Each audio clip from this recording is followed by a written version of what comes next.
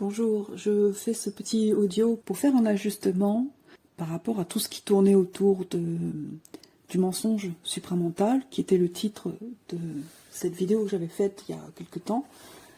Et dans cette vidéo, je dénonçais en fait les formes pour les briser, où j'appuyais clairement que du réel, on ne doit vivre que de son réel. On ne doit vivre que de sa forme renouvelée, sans aller piocher dans les formes déjà utilisées, pour vraiment se trouver dans son énergie pure, sans aucune coloration. Mais alors, c'est là où je vais faire un ajustement par rapport à cela, parce que je voulais quand même revenir sur une chose très importante, c'est en ce qui concerne les successeurs de Bernard de Montréal. Les successeurs de Bernard de Montréal, ceux qui l'ont connu de très près, de très très près, comme de plus ou moins près, c'est-à-dire ceux qui ont carrément fait des soupers avec lui, ceux qui ont participé à ses conférences, ou ceux qui lui ont tout simplement croisé, vu en chair et en os. Ce sont des gens qui ont été au contact, vraiment très très près, avec l'énergie de l'intelligence qui se véhiculait, qui circulait de lui à ce moment-là. Donc ce sont des gens qui ont été touchés. Et ça, je le comprends bien. Mais alors, c'est là qu'ils ont un rôle essentiel là-dedans, dans ce jeu de la circulation, de la mise en circulation de l'intelligence, parce que je voudrais dire également que l'intelligence, pour moi, je la définis comme une espèce de synergie qui circule dans l'interrelationnel. C'est pour ça que sans les uns les autres, cette synergie ne pourrait pas être. Ça ne pourrait pas être. Donc il y a besoin que nous soyons au contact, les uns avec les autres, au contact avec cette intelligence qui, selon moi, elle est impersonnelle, pour que cette synergie puisse circuler, puisse être mise dans la circulation des circuits de l'être. Et alors c'est à nous de la saisir, en fait. Et donc pour revenir à ces gens, ces hommes et ces femmes qui véhiculent en fait l'énergie de BDM parce qu'ils l'ont connue, ils sont allés chercher l'énergie, on pourrait dire en quelque sorte, à sa source. Parce que qui c'est qui est venu la porter, cette énergie de l'intelligence? C'était Bernard de Montréal, à ce moment-là.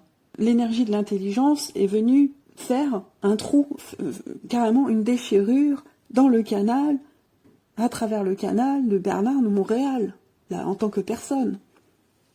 Donc ceux qui étaient au contact avec lui, naturellement, ils véhiculent actuellement, dans le temps actuel, ils véhiculent le matériel de Bernard de Montréal. Ils véhiculent sa forme qu'il avait inscrite dans la réalité, dans cette manifestation matérielle. Il avait utilisé des formes, Bernard de Montréal, parce que, comme je l'avais dit, on est obligé d'utiliser des formes. Bon, moi je disais que pour vivre de son réel, on ne devrait utiliser que nos propres formes renouvelées sans cesse. Un peu comme cette fameuse citation de l'INRI qui a pour signification, selon moi, l'énergie, le principe de vie renouvelle sans cesse la nature. On pourrait voir ça comme ça. Bon, ça, c'était vraiment une parenthèse. Voilà. Mais donc, ces gens, ils véhiculent, si vous voulez, les formes de Bernard de Montréal, en fait, parce que ce sont, comme je le disais tout à l'heure, des transmetteurs, ce sont des successeurs. Néanmoins, j'ai perçu, et je perçois vraiment, vraiment l'intelligence qui circule en eux.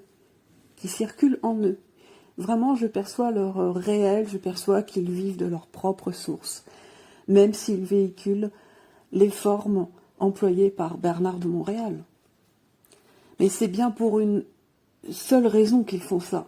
C'est pour ne pas que cette clé de l'intelligence soit diluée trop rapidement. Parce que s'ils n'étaient pas là, ces gens, pour faire le pont, simplement, cette clé disparaîtrait très très rapidement, parce que sans eux, clairement, moi je le vois clairement aujourd'hui, sans ces gens-là, sans cette mission qu'ils ont, je perçois que cette essence du supramental, ainsi que cette synergie de l'intelligence, ça serait récupéré par toutes sortes de mouvements.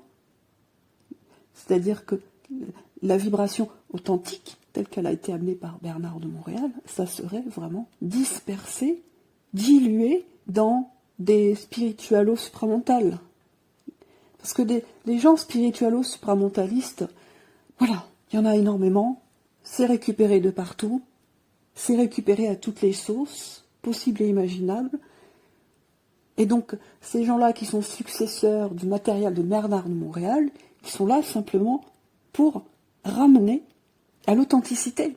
Je dis tout ça aujourd'hui parce que, bon voilà, j'ai été faire un petit tour sur Facebook pour voir ce que ça disait. Et j'ai vu dans le groupe Conscience Vibratoire que un de ces successeurs dont je viens de parler se faisait répondre par un commentaire de quelqu'un d'autre qu'il utilisait toujours les mêmes formes de Bernard de Montréal et qu'il n'utilisait pas en fait son propre réel à lui. Et il a mentionné comme propos d'avoir l'impression de lire un copier-coller de Bernard de Montréal. Et c'est là que j'ai fait une interaction, j'ai interagi en répondant par un commentaire dont le contenu de mon commentaire, c'est tout à fait ce que je viens de vous dire. D'ailleurs, la personne qui est un des successeurs de Bernard de Montréal, qui a vu les commentaires et qui a répondu à son tour, effectivement, il a bien parlé qu'il assume totalement ce rôle qu'il prend. Il dit qu'il ne rate pas une occasion de rectifier le tir, parce que c'est largement coloré par des instructions qui ne nous appartiennent pas. Puis il ajoute aussi que nous en avons pour 2000 ans avant de pouvoir intégrer. Et que là, ça fait à peine 40 ans que Bernard n'est plus sur le banc de la scène.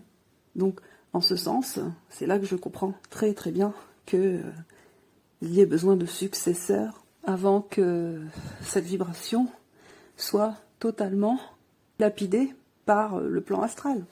C'est-à-dire que cela n'empêche absolument pas d'entrer dans sa nouveauté de soi, tout en ayant l'esprit tout à fait lucide sur ces personnes qui sont des successeurs de Bernard de Montréal et qu'en effet, elles ont leur rôle à jouer là-dedans. C'est un rôle très très important, d'autant plus que ces gens, ils ne le font pas pour seulement eux-mêmes, ils le font pour le futur. Donc, si vous voulez, il y a une notion impersonnelle dans ce qu'ils font, parce que ce qu'ils font, c'est dans le seul but de sauver l'authenticité de l'initiation solaire.